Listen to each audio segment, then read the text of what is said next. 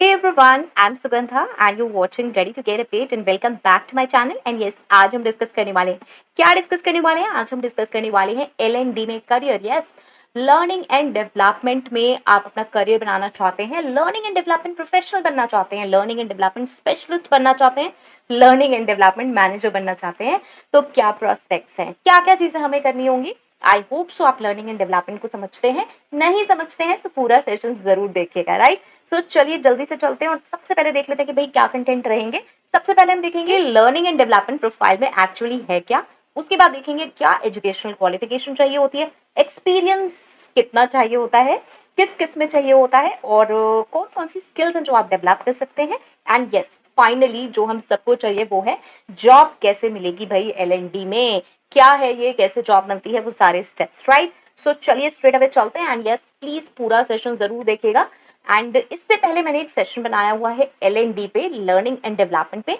वो जरूर देख लीजिएगा पिन कमेंट में मैं जरूर डाल दूंगी बिकॉज यहाँ पे मैं L&D बहुत ज्यादा एक्सप्लेन नहीं करने वाली हूँ उतना करूंगी जितना यहाँ पे आपको समझ में आ जाए बस ठीक है लेकिन डिटेल में लर्निंग एंड डेवलपमेंट में अगर आप अपना करियर बनाना चाहते हैं तो आपको वो सेशन देखना पड़ेगा जिससे आपको क्लियर हो कि एक्चुअल में क्या है ये ठीक है चलिए तो यहाँ पे हम सबसे पहले देखते हैं कि भाई लर्निंग एंड डेवलपमेंट का मतलब क्या है लर्निंग एंड डेवलपमेंट मतलब हम ट्रेनिंग देने वाले हैं किसी लर्निंग एंड डेवलपमेंट में आप रिस्पॉन्सिबल होते हैं डिजाइन करने के लिए इंप्लीमेंट करने के लिए मैनेज करने के लिए ट्रेनिंग और development programmes and you have to provide this training as well not only सिर्फ ट्रेनिंग के प्रोग्राम आपको बनाने होंगे डिजाइन करने होंगे लेकिन ट्रेनिंग देनी भी होगी बहुत सारी जगह तो बेसिकली डिजाइन करना इंप्लीमेंट करना मैनेज करना training and development program now ये बहुत ही अच्छा रिवार्डिंग और फुलफिलिंग करियर है अगर आप एक ऐसे पर्सन हैं जो कि पैशनेट हैं लोगों को ट्रेन करने के लिए हेल्प करने के लिए लर्न करने के लिए उन्हें ग्रो करवाने के लिए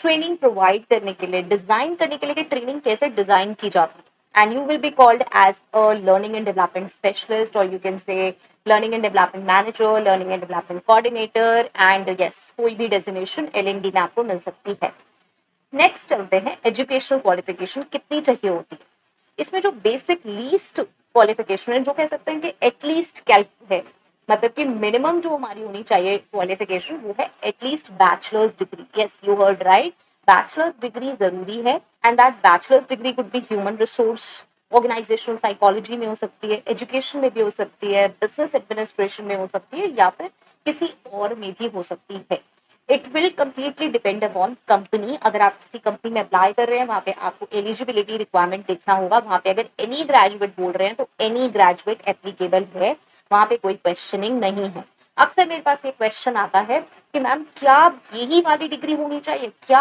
BBA ही हो क्या MBA ही हो क्या साइकोलॉजी में ही ग्रेजुएशन या पोस्ट ग्रेजुएशन होना चाहिए तो नहीं ऐसा नहीं है जो यहाँ पे मिनिमम रिक्वायरमेंट बताई गई है वो मिनिमम है बैचलर्स डिग्री किसी में भी जैसे कि ह्यूमन रिसोर्स है organisational psychology education business administration तो आपको प्रेफरेंस मिल सकती है लेकिन अगर कंपनी सामने से ही कह रही है कि कोई भी क्वालिफिकेशन चलेगी किसी में भी ग्रेजुएशन चलेगा तो वहाँ पे कोई क्वेश्चन नहीं है अगेन ये सिर्फ कंपनी टू कंपनी पे डिपेंड करता है तो प्लीज जब जॉब्स के लिए अप्लाई करते हैं तो एलिजिबिलिटी रिक्वायरमेंट ठीक से चेक किया करिए ठीक है चलिए नेक्स्ट चलते हैं एक्सपीरियंस पे भाई अब एक्सपीरियंस कितना होना चाहिए यहाँ पे एक्सपीरियंस में सबसे पहली चीज आप इसमें इंटर्नशिप ले सकते हैं सेकंड आप इसमें एंट्री लेवल रोल भी ले सकते हैं और थर्ड है एक्सपीरियंस रोल इंटर्नशिप क्या है इंटर्नशिप जो कि किसी भी रोल में नॉर्मल इंटर्नशिप होती है किसी भी ऑर्गेनाइजेशन में अगर इंटर्नशिप ऑफर होती है L&D में तो आप वो अप्लाई कर सकते हैं किसी भी ऑर्गेनाइजेशन में अगर कोई वैकेंसी निकलती है इंटर्नशिप की L&D में तो आप वहां अप्लाई कर सकते हैं ऑब्वियसली एलिजिबिलिटी क्राइटेरिया आप चेक कर लें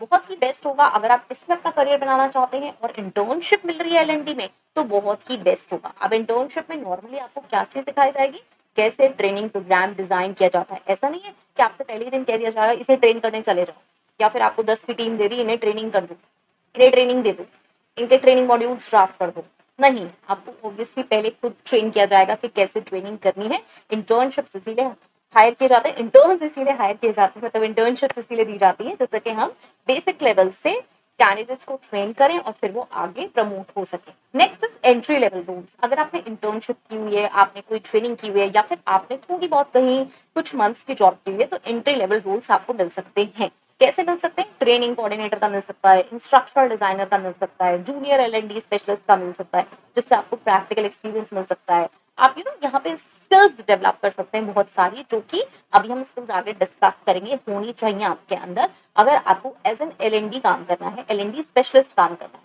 तो एंट्री लेवल रोल्स पे भी सेम फंडा है कि अगर वहाँ इंटर्नशिप नहीं दी जा रही है तो हो सकता है वो एंट्री लेवल रोल्स देते हो, जिसमें आपको ट्रेनिंग कोऑर्डिनेटर का काम करना हो। ट्रेनिंग कोऑर्डिनेटर का मतलब ये नहीं है कि आपको बहुत सारे लोगों को कोऑर्डिनेट करना है। Training coordinator eight entry level includes lot of things, जो कि ट्रेनिंग से रिलेटेड बहुत सारे वर्क होते हैं, उनको समराइज करना, डिजाइन करना, वो सारी चीजें इसमें आती हैं। ठीक है, तो ये आ जाएगा हमारा entry level. And experience roles, obviously अगर आपने कहीं पे भी 5-10 साल काम किया हुआ है, एलएनडी में किया हुआ है, या फिर आपने एज अ मैनेजर लेवल पे काम किया है एचआर में, या फिर आपने ट्रेनिंग्स में डील किया है, तो आपको यहाँ पे जॉब मिल सकती है। 5 years, 10 years, 3 years भी इनफैक्ट काम किया, अच्छा काम किया हुआ है आपके पास, सब डिफेंड कर सकते हैं कि yes you can train people, you can design training modules, you know how to organise workshops, training workshops. तो यहाँ पे आपको आराम से इसमें जॉब मिल सकती है। यहाँ पे मैं कहूँगी अगर आप सीनियर पोजिशंस में जाना चाहते हैं, आप अपना स्विच करना चाहते हैं प्रोफाइल, आप मुझसे अक्सर पूछते हैं मैम 5-10 साल हो गए इसमें एचआर में काम करते हुए, अब नेक्स्ट क्या करें, तो ये बहुत अच्छा प्रोफाइल है एलएनडी, अगर आप जो सीखा है वो सिखाना चाहते हैं तो यस ये बहुत अच्छा प्रोफाइल है। अब यहाँ पर बहुत सारे लोग सफर करेंगे, वो लोग करेंगे सफर जो सिर्फ टेडियस जॉब कर रहे हैं, डेली में ज्यादा उन्होंने सीखा नहीं या सीख पाए नहीं, वो सफर करेंगे, क्योंकि जब वो खुद ही नहीं सीख पाए तो वो किसी को ट्रेन क्या कर पाएंगे। ठीक है, इसीलिए बहुत जरूरी है कि हम अपनी जॉब में चीजें सीखें, जिससे हम जब भी करियर स्विच करना चाहें तो कुछ ट्रांसफरेबल स्किल्स हम यूज कर सकते हैं। ऐसा नहीं है कि एलएनडी में कोई आप डिग्री लेकर आओगे तभी आपको एलएनडी में जॉब मिलेगी। एलएनडी में स्पेशली जॉब के लिए, एचआर में अगर आप एलएनडी में जा रहे हैं तो बहुत मैटर करता है आपका एक्सपीरियंस एंड एक्चुअल वर्क जो आपने किया है। And yes obviously skills matter करती हैं और क्वालिफिकेशन तो आपकी है ही है। ठीक है, चलिए अब चलते हैं डेवलपिंग की स्किल्स पे। कौन कौन सी स्किल्स हैं जो हमें डेवलप करनी है। सबसे पहली स्किल जो कि सबकी फेवरेट है वो आ जाती है कम्युनिकेशन स्किल्स। देखिए इफेक्टिव कम्युनिकेशन तो जरूरी है। यहाँ पे अगर आप कोई ट्रेनिंग मॉड्यूल भी डिजाइन कर रहे हैं, आप ट्रेनिंग के कोई वर्कशॉप डिजाइन कर रहे हैं, तो आपकी कम्युनिकेशन अच्छी होनी चाहिए। आप कोई स्लाइड्स बनाने वाले हैं तो आपको यही नहीं पता कि किसको क्या कहते हैं, तो आप कैसे लिखोगे। यहाँ पे देखिए बेसिक काम में दिक्कत आ रही है, तो कम्युनिकेशन स्किल्स तो चाहिए ही। हर जगह मैं आपसे कहती हूँ कि कम्युनिकेशन स्किल्स जरूरी है। यहाँ पे हम डिबेट नहीं कर रहे हैं इंग्लिश हिंदी क्यों जरूरी है। यहाँ पे ये है कि हमें जब और लोगों से इंटरेक्ट करना है, कॉमन लैंग्वेज समझेंगे, तो वो कॉमन लैंग्वेज इंग्लिश। आपको बहुत सारे स्टेक होल्डर्स से बात करनी है, उनसे कोलैबोरेट करना है, आप कैसे करोगे। वो स्टेक होल्डर्स कह रहे हैं कि भाई ये ट्रेनिंग आपको देनी है, लर्निंग एंड डेवलपमेंट में ये चीजें इंक्लूड होनी चाहिए। आपको उनकी बात ही समझ में आ रही, क्योंकि कहीं ना कहीं आप कम्युनिकेशन स्किल्स में लैक करते हैं। ठीक है, आपको ट्रेनिंग मटेरियल बनाना है, कैसे आप कन्वे कर पाओगे अगर कम्युनिकेशन स्किल्स अच्छी नहीं। नेक्स्ट आता है इंस्ट्रक्शनल डिजाइन। ये कुछ अलग सी स्किल है, सब क्या मतलब है यही से समझते हैं। इंस्ट्रक्शनल डिजाइन, इंस्ट्रक्शनल का मतलब यहाँ पे क्या है, इंस्ट्रक्ट करना। कोई ऐसा डिजाइन जो हमें कुछ इंस्ट्रक्ट कर रहा है, जो हमें कुछ बता रहा है। ठीक है, यहाँ पे मैं इन दोनों वर्ड्स से आपको रिलेट करने की कोशिश कर रही हूँ कि यहाँ पे एक्चुअली इसका क्या मतलब है। कोई ऐसी चीज जो हमें इंस्ट्रक्ट कर रही है, कोई ऐसा डिजाइन जो हमें बता रहा है कि हमें कहाँ जाना है। यस, कैसे डिजाइन करना है, कैसे डेवलप करना है ट्रेनिंग कंटेंट, इंक्लूडिंग हमारी e learning modules, workshops, training materials. तो ये डिजाइन करना आना बहुत जरूरी है। अगर वहां पे पीपीटी में बनते हैं तो पीपीटी से भी पहले आप कम से कम कहीं तो ड्राफ्ट डिजाइन करोगे।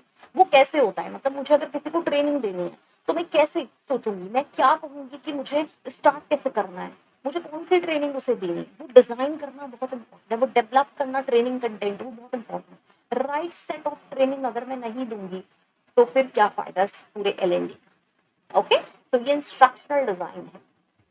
नेक्स्ट देखिए आता है लर्निंग मैनेजमेंट सिस्टम। इसको मैं रिप्लेस या फिर कह सकती हूँ सब्सटीट्यूट या फिर कह सकती हूँ और भी कह सकती हूँ आईटी स्किल्स के साथ। लर्निंग मैनेजमेंट सिस्टम का बेसिकली मतलब हो गया एलएमएस सॉफ्टवेयर आते हैं जो कि कस्टमाइज्ड है, मतलब कि जैसे एचआरआईएस है हमारा, वैसे ही लर्निंग मैनेजमेंट सिस्टम है। ये सॉफ्टवेयर है जिसमें क्या है, इसके थ्रू हम डिलीवर करते हैं ट्रेनिंग प्रोग्राम, इसको मैनेज करते हैं और डिलीवर करते हैं ट्रेनिंग प्रोग्राम्स। तो ये तो कस्टमाइज हो सकते हैं, मतलब कंपनी में कौन सा एलएमएस चल रहा है ये आपको वहां जाके सीखना पड़ेगा। ऐसा नहीं है कि कोई अगर मैं नाम बता दूं कि ये 2 4 5 सीख लो तो बस यही चल रहे होंगे। कंपनी में पता नहीं कौन सा उन्होंने सिस्टम बनाया होगा कि किसके थ्रू वो लर्निंग एंड डेवलपमेंट इम्प्लीमेंट करा रहे हैं। लेकिन यहाँ पे रूल आता है आपकी आईटी स्किल्स का, इसीलिए आईटी स्किल्स स्ट्रांग होना बहुत जरूरी है। अब अगर आपको बेसिक सॉफ्टवेयर ही चलाने नहीं आते, आपको यही नहीं पता यार टैब कैसे इधर उधर होंगे, मतलब बेसिक कंप्यूटर स्किल्स नहीं पता, तो ये बहुत रोल प्ले करेंगी हमारी आईटी स्किल्स के मॉड्यूल्स कैसे हम स्विच कर सकते हैं, कैसे हमें किसी चीज पे क्लिक करना होता है, बहुत ही basic computer basic skills, IT skills जो कि अब आज चल रही हैं, वो बहुत इंपॉर्टेंट है आगे।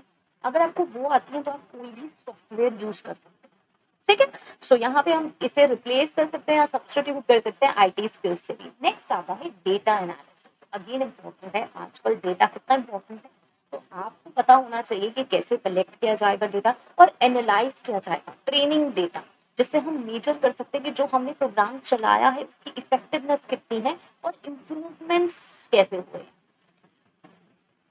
और इम्प्रूवमेंट्स कौन से करने हैं। तो ये डेटा एनालिसिस का पार्ट है, मुझे कहाँ से डेटा उठाना है, मतलब 10 लोगों की ट्रेनिंग चल रही है, उन 10 लोगों का प्रॉपर डेटा मेरे पास होना चाहिए, कितने आवर्स की ट्रेनिंग है, किस टाइप के मॉड्यूल्स उन्हें दिए जा रहे हैं, किस तरीके के उनके टेस्ट हो रहे हैं, राइट, कौन से स्किल टेस्ट हो रहे हैं, कितने ड्यूरेशन पे हो रहे हैं, कितने लोग उसमें प्रेजेंट हैं, ठीक है। ये बहुत छोटे छोटे एग्जाम्पल्स हैं, ये सारा डेटा हेल्प करेगा हमें ये जानने के लिए, एनालिसिस करने में कि भाई जो प्रोग्राम है वो इफेक्टिव है नहीं है, या हमें उसमें कौन से इम्प्रूवमेंट्स करने हैं, ठीक है।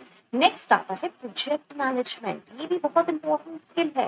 यस, आपको ऑफन मैनेज करने पड़ेंगे मल्टीपल ट्रेनिंग प्रोजेक्ट साइमल्टेनियसली, यहाँ पे मल्टीटास्किंग वाला काम हो जाता है, जिसको हम अक्सर कहते हैं multitasking is not a good thing, लेकिन आपको करना पड़ेगा, यहाँ पे आपको स्मार्ट मल्टीटास्किंग आनी चाहिए। प्रोजेक्ट को कैसे मैनेज करेंगे, ये वैल्यूएबल स्किल है। यहाँ पे अगेन मैं कहती हूँ, किसी भी चीज को मैनेज करने के लिए आपकी बेसिक टाइम मैनेजमेंट स्किल्स अच्छी होनी चाहिए, आपकी बेसिक ऑर्गेनाइजेशन स्किल्स अच्छी होनी चाहिए। वही बेसिक स्किल्स की बात हो रही है, ये बड़ी बड़ी स्किल्स देखने में लग रही हैं, लेकिन किसी भी चीज को मैनेज करने के लिए कौन सी बेसिक स्किल्स हैं, वो हमारी सही होनी चाहिए और वो हमारी डेली रूटीन से आती है। तो हम किसी भी लेवल पे पहुंच जाए, हमारा डेली रूटीन, हमारी डेली एक्टिविटीज हमें हेल्प करती हैं आगे बढ़ने में, ठीक है। सो ये हो गई हमारी की स्किल्स जो कि हमारे अंदर होनी चाहिए या फिर हमें ओवर द टाइम डेवलप करनी चाहिए। नेक्स्ट चलते हैं, जो कि मेन बात है, जो आप मुझसे पूछते हैं यार भाई जॉब कैसे मिलेगी इसमें, हाउ टू गेट जॉब। तो यहाँ पे देखिए, किसी भी जॉब के लिए, खाली इसी प्रोफाइल के लिए नहीं, कुछ मेथड्स हैं, वही मेथड आप हर जगह फॉलो करेंगे तो आप भी बहुत सुखी रहेंगे, मतलब खुश रहेंगे, बहुत जल्दी आपको जॉब मिल भी सकती है, आप एक्सप्लोर कर सकते हैं, सीख सकते हैं कि जॉब कैसे मिलेंगी, ठीक है। तो सबसे पहले तो देखिए, आप जिस भी प्रोफाइल में है उसकी जॉब ढूंढना शुरू करिए, उसकी वैकेंसीज देखना करिए शुरू, look for job openings, check करिए क्राइटेरिया, तो अच्छे से पूरी जॉब पोस्टिंग को रीड कीजिए। आधे अधूरे क्वेश्चंस मेरे पास आते हैं, मैं पहले बहुत सारे वीडियोस बनाती थी एचआर जॉब्स के, इस जॉब का उस जॉब का, तो पूरी पोस्टिंग पढ़ने के बाद भी, पूरा वीडियो देखने के बाद और पूरी पोस्टिंग पढ़ने के बाद भी मेरे पास ऐसे क्वेश्चंस आते थे जो ऑलरेडी वहां पे लिखे हुए होते थे, मतलब उनके आंसर वही होते थे, लेकिन आप वो चाहते थे कि मैं कमेंट सेक्शन में उन्हें लिख कर दूं, तो मुझे समझ नहीं आता था कि वही सेम रिपीटेटिव चीज आप क्यों पूछ रहे हो बार। तो चेक करिए अच्छे से क्राइटेरिया। नेक्स्ट आता है कस्टमाइज करिए अपना पोर्टफोलियो। कस्टमाइज का मतलब होता है जो जॉब वैकेंसी है उसके अकॉर्डिंग अपना पोर्टफोलियो बनाना, अपना कवर लेटर बनाना, अपना रेज्यूमे बनाना, उसमें चेंजेस करना। जब तक आप वो वर्ड्स यूज नहीं करोगे ना, जैसे आपने एचआर में काम किया, अपने ट्रेनिंग में काम किया, तो जो जॉब पोस्टिंग में वर्ड्स यूज हो रहे हैं ना बार बार, के एलएनडी में काम करना होगा आपको, ट्रेनिंग नीड एनालिसिस करना होगा, ट्रेनिंग डिजाइन करनी होगी, मॉड्यूल्स बनाने होंगे, वर्कशॉप्स अटेंड करनी होंगी, ई लर्निंग मॉड्यूल्स बनाने होंगे, ये वर्ड्स अपने उसमें ऐड कीजिए, अपने रेज्यूमे में ऐड कीजिए। करियर ऑब्जेक्टिव में कर सकते हैं कि मेरा ये ऑब्जेक्टिव है कि मैं एलएनडी में जाना चाहता हूँ, ज्यादा से ज्यादा वो वर्ड्स कीवर्ड्स उठा के अपने पोर्टफोलियो में ऐड कीजिए। रेज्यूमे, सीवी, कवर लेटर, इस पे एक प्रॉपर प्लेलिस्ट है, जॉब एप्लीकेशन प्लेलिस्ट, वहां से आप चेक भी कर सकते हैं कि कैसे जॉब अप्लाई होती है, क्या क्या मेल्स आपको देनी होती है, राइट। उसको भी मैं चलिए पिन कमेंट में डाल, वहां से आप चेक कर सकते हैं। इसके बारे में यहाँ पे ज्यादा बात नहीं करेंगे क्योंकि बहुत लॉन्ग हो जाएगा रेज्यूमे के बारे में अगर हम बात करेंगे तो। नेक्स्ट आता है इंटरव्यू प्रेप। देखिए, इंटरव्यू की प्रिपेरेशन करना बहुत इंपॉर्टेंट है। पहले तो इम्प्रूव करिए अपनी सॉफ्ट स्किल्स। कहीं भी जाएंगे इंटरव्यू में तो प्रॉब्लम आएगी आएगी। जब आप मुझे कमेंट करके लिखते हैं ना कि मैम मुझे जॉब नहीं मिल रही है, मैं इतने टाइम से स्ट्रगल कर रहा हूँ, तो कहीं ना कहीं आपको खुद भी पता है कि आपकी कम्युनिकेशन स्किल्स में इशू है, आपकी और सॉफ्ट स्किल्स में इशू है, तो उनको इम्प्रूव कीजिए, अदरवाइज आप किसी भी प्रोफाइल में सर्वाइव नहीं कर पाएंगे। ये बेसिक स्किल्स हो चुकी हैं आज के टाइम, ठीक है। नेक्स्ट आता है इंटरव्यू क्वेश्चंस, जो कि अगेन इंपॉर्टेंट है। नेक्स्ट सेशन इंटरव्यू क्वेश्चंस पे ही आएगा कि एलएनडी में अगर आप करियर बना रहे हैं तो कौन कौन से इंटरव्यू क्वेश्चंस आपसे पूछे जा सकते हैं with answer, with sample answer, ठीक है। तो आप इसके बाद नेक्स्ट सेशन भी जरूर देखें।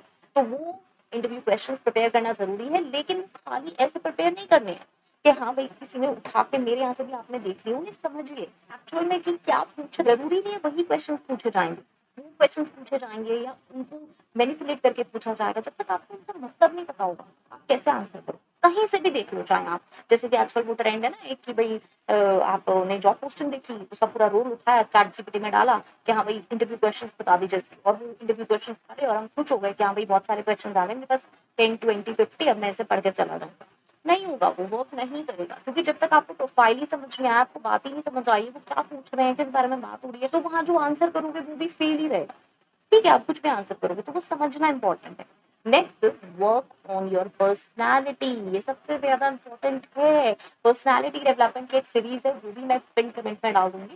सी, पर्सनैलिटी वो नहीं है जो हम सोचते हैं कि यार मैं अपीयरेंस में बहुत अच्छा लगना चाहिए, बहुत अच्छे से मुझे तैयार होना है, बहुत सारे लोग गाइड भी करते हैं आपको यार सबसे अच्छी शर्ट पहनना उस दिन, सबसे अच्छा मेकअप करना। नहीं, वो सिर्फ बाहरी है, बाहर, वो सिर्फ बाहर है। जब आप बोलना शुरू करोगे, जब आप नॉर्मल चीजें करना शुरू करोगे, आपका बॉडी पोस्चर, आपके बात करने का तरीका, आपके हैंड मूवमेंट्स, ये सब चीजें काउंट होती है पर्सनालिटी डेवलपमेंट में। तो प्लीज इंटरनल पर्सनालिटी पे फोकस कीजिए। इंटरनल पर्सनालिटी इंप्रूव होगी तो बाहर भी फेस स्माइल का ही रहेगा। बहुत सारे लोग चाह कर भी स्माइल नहीं कर पाते क्योंकि वो उनका नेचर नहीं होता। वो किसी से नॉर्मली बात भी नहीं कर पाते क्योंकि कहीं ना कहीं उनके माइंड में अरे यार पता नहीं ये क्या सोचेगा, क्या मिथ है, उनके अपने ही माइंड में कुछ चीजें चल रही होती है। वो कहीं ना कहीं उनकी पर्सनालिटी का प्रॉब्लम होता है, राइट? तो you need to work on your personality, basically internal personality more. External obviously आप देखने में ठीक ठाक लगने चाहिए, ऐसा नहीं है कि आप होम भी करके नहीं आए, आप डर्टी क्लोथ्स पहन के आ रहे हो, वो नहीं, लेकिन बहुत ओवर शो कर रहे हो। लेकिन जब आपने बोलना शुरू करा तो साफ पता चल गया कि आपको कुछ नहीं आता, बस आप सिर्फ बाहर से बहुत अच्छे बन के आ रहे हो, तो उसका बिल्कुल भी कुछ नहीं फायदा होगा, आप स्ट्रेट अवे रिजेक्ट ही हो जाएंगे। ठीक है, सो वहां पे एक काम करना जरूरी है। फिर उसके बाद नेक्स्ट, जब सब प्रिपरेशन कर ली है, जॉब्स के लिए अप्लाई कीजिए। एंड लास्ट चीज जो मैं रिक्वेस्ट करती हूँ आपसे, प्लीज अटेंड करिए इंटरव्यूज। यस, एंड शेयर करिए फीडबैक भी इंटरव्यूज का। यहाँ पे आप कर सकते हैं, जिस भी प्रोफाइल के लिए आप जा रहे हैं उस प्रोफाइल के अगर यहाँ पे सेशन है तो आप यहाँ पे मेंशन कर सकते हैं, या किसी भी वीडियो पे आप मेंशन कर सकते हैं कि आपका कैसा एक्सपीरियंस रहा, क्या क्वेश्चंस पूछे गए। और शेयर भी नहीं करें फीडबैक तो मेरी एक रिक्वेस्ट है कि प्लीज अटेंड जरूर करिए इंटरव्यूज, राइट? अटेंड करना बहुत इंपॉर्टेंट है, जब तक आप अटेंड नहीं करेंगे आप लर्न नहीं कर पाएंगे। बहुत सारे कैंडिडेट्स मुझे मैसेज करके यही कहते हैं कि मैम मुझे नर्वसनेस हो रही थी इसलिए मैं नहीं गई, मुझे एंजाइटी हो रही थी यार, मेरी स्किल्स अच्छी नहीं है तो मैं इसलिए नहीं गई इंटरव्यू के लिए, मेरे पास कॉल आ गई थी, सब कुछ था, why you are not going? अरे क्या होगा, रिजेक्ट ही तो हो गए, प्लीज गो फॉर इंटरव्यू। ठीक है, I hope so this is enough. मैंने बहुत अच्छे से बहुत सारी क्वेरीज सॉल्व कर दी हैं। अक्सर जो चैनल पे क्वेरीज आती है वो मैंने सारी क्वेरीज यहाँ पे ली है। किसी और प्रोफाइल के बारे में देखना चाहते हैं कि इसमें करियर बनाना है, स्किल्स, एक्सपीरियंस, एलिजिबिलिटी कैसे रहेगी, जॉब कैसे पाएंगे, राइट? सो आप मुझे यहाँ पे कमेंट सेक्शन में बता सकते हैं, और सेशन हेल्पफुल है तो भी जरूर बताएं, right? So till next video, all the very best, stay happy, stay safe, thanks for watching, bye bye.